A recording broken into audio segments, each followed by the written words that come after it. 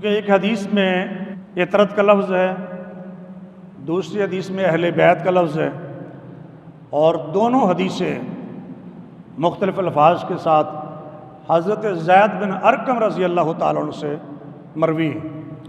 وہ بیان فرماتے ہیں، قام رسول اللہ صلی اللہ علیہ وسلم یومن فینا خطیبا، ایک دن اللہ کے رسول صلی اللہ علیہ وآلہ وسلم ہمارے درمیان خطبہ دینے کے لیے کھڑے ہوئے۔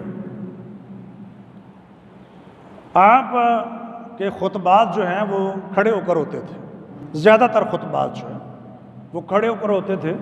اگر یہ بھی جائز ہے کہ انسان ضرورت کے مطابق بیٹھ کر خطبہ دے لے، بیٹھ کر بیان کر لے، ایسے واقعات بھی ہیں، لیکن جمعہ کا خطبہ نبی علیہ السلام جو بیان ہے وہ کھڑے ہو کر فرماتے تھے۔ اور جمعہ میں ہے نا، وَتَرَكُوكَ قَائِمًا، لوگ تجارت کے اندر مصروف ہو گئے اور اے نبی آپ کو کھڑا چھوڑ گئے تھے۔ تَرَكُوكَ قَائِمًا، تو کھڑا تو تبھی چھوڑا جائے گا نا جب آپ کھڑے ہو کر خطبہ دے رہے ہو۔ تو خیر وہ قرآن میں بھی ذکر ہے، حدیث میں بھی ذکر ہے، ایسے ضمنی بات تھی۔ تو یہاں چونکہ لفظ ہے قامہ، خطبہ دینے کے لیے آپ کھڑے ہوئے، قیام سمجھتے ہیں آپ کھڑے ہونا۔ کہاں کھڑے ہوئے؟ بِمَاءٍ يُدْعَى خُمًّا، ایک چشمہ تھا جس کو خم کہتے تھے، جس کو خم کہتے ہیں۔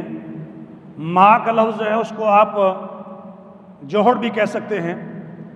جوہڑ کو عربی میں غدیر کہتے ہیں، جوہڑ کو عربی زبان میں غدیر کہتے ہیں، اور خم چشمے کا نام ہے۔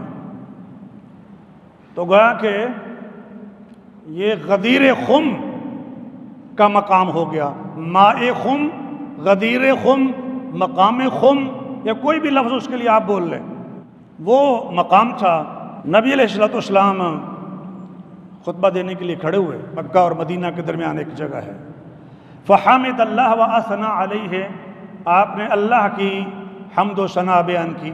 جیسے کہ آپ جانتے ہیں کہ خطبے میں حمد و ثنا بیان کرنے کے بعد خطبہ ہوتا ہے، اور اسی لیے حمد و ثنا بیان کرنے کے بعد خطیب کہتا ہے اما بعد۔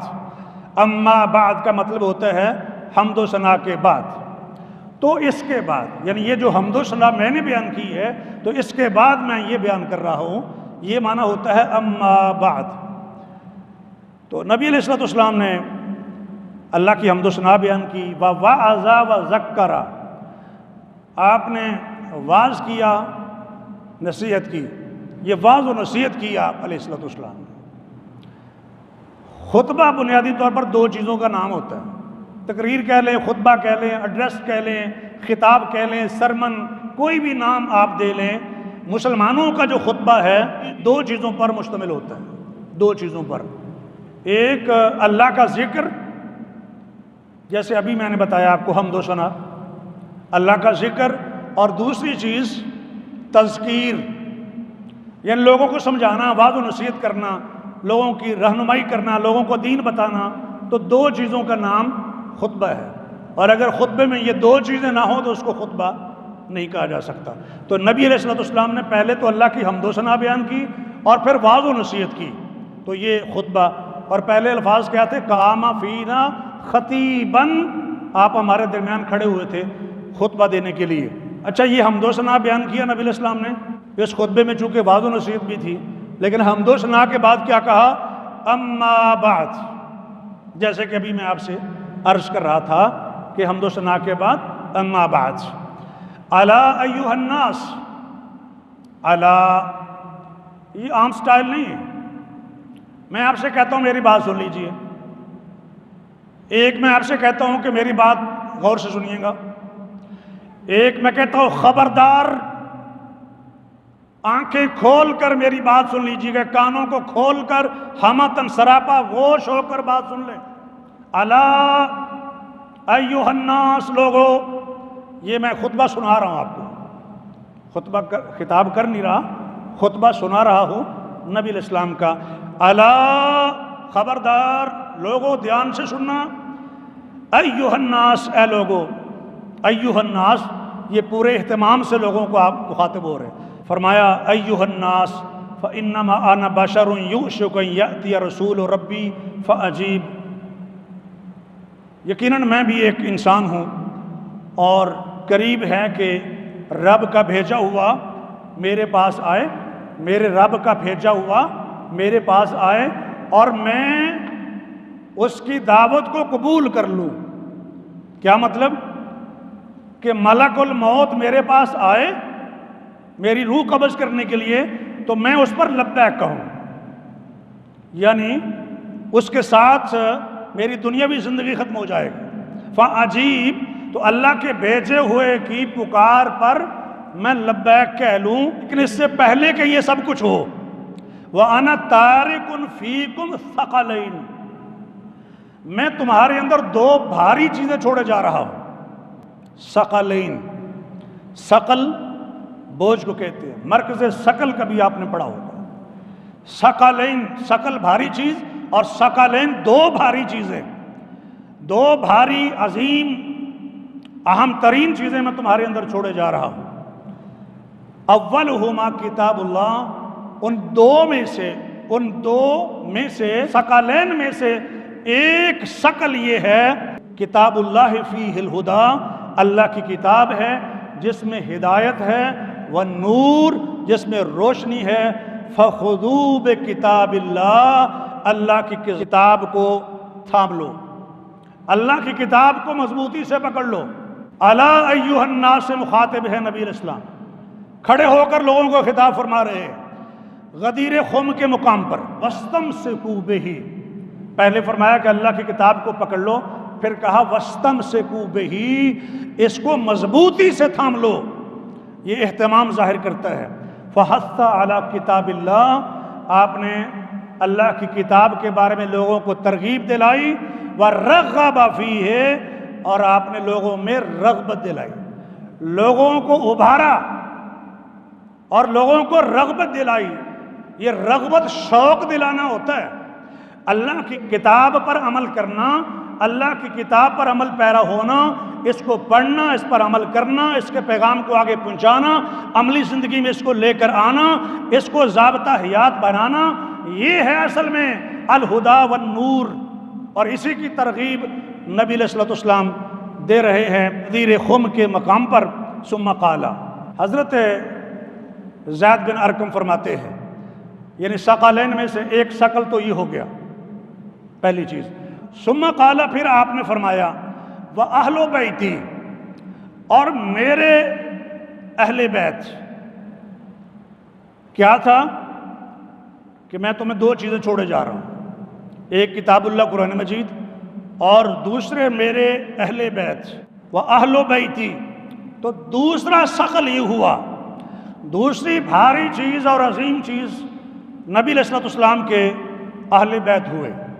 فرمایا اذکرکم اللہ فی اہل بیتی، اذکرکم اللہ،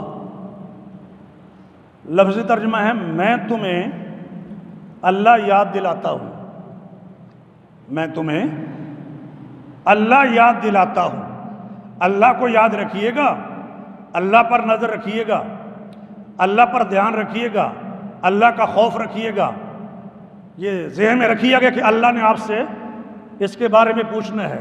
وَذَكِّرُكُمُ اللَّهُ، میں تمہیں اللہ یاد کرواتا ہوں، فی اہل بیتی، اپنے اہل بیت کے بارے میں۔ یہ تو ہو گیا لفظی ترجمہ۔ اور آپ کو معلوم ہے کہ یہ بات اللہ کے رسول علیہ السلام نے فرمائی، ایک بار فرما دی کافی تھی بات، لیکن صحیح مسلم کی حدیث میں ہے، زید بن ارقم رضی اللہ تعالیٰ عنہ بیان فرماتے ہیں کہ نبی علیہ الصلوۃ والسلام نے یہ بات 3 بار فرمائی۔ وَذَكِّرُكُمُ اللَّهُ فِي أَهْلِ بَيْتِي، وَذَكِّرُكُمُ اللَّهُ فِي أَهْلِ بَيْتِي، وَذَكِّرُكُمُ اللَّهُ فِي أَهْلِ بَيْتِي۔ 3 بار گویا کہ نبی علیہ الصلوۃ والسلام نے اس چیز کو اہتمام سے بیان فرمایا۔ مطلب یہ ہے کہ میں تمہیں اپنے اہل بیت کے بارے میں اللہ یاد کرواتا ہوں، یعنی اللہ کو یاد رکھنا آپ نے۔ مطلب یہ تھا ان کو آپ نے تھامے رکھنا ہے اور ان کے حقوق میں کوتاہی نہیں کرنی۔ اور اس میں سب سے پہلی چیز یہ تھی نبی علیہ السلام کے زمانے میں کہ خمس میں سے مال غنیمت میں سے 5واں حصہ دیا جائے گا، جسے خمس کہتے ہیں۔ مال فے میں سے حصہ دیا جائے گا، یعنی وہ مال جو جنگ کے بغیر کافروں سے حاصل ہوتا ہے، مال فے۔ دوسرا مال مال غنیمت ہوتا ہے۔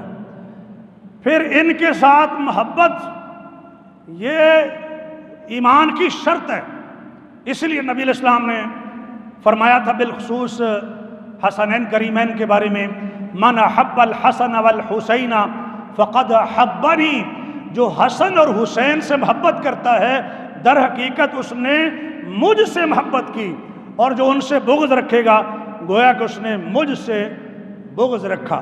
اور ایک حدیث میں ہے نبی علیہ السلام نے حضرت حسین کو دیکھا کہ گلی کے اندر کھیل رہے ہیں، بچے تھے، صحابہ کرام دعوت پہ جا رہے ہیں، نبی علیہ السلام بھی ساتھ تھے، باقی لوگ پیچھے ہیں، آپ آگے بڑھ گئے اور اپنے اس نواسے امام حسین کو پکڑنے کے لیے کبھی ادھر بھاگتے ہیں کبھی ادھر بھاگتے ہیں، بچہ ہے کبھی ادھر بھاگتا ہے کبھی ادھر بھاگتا ہے۔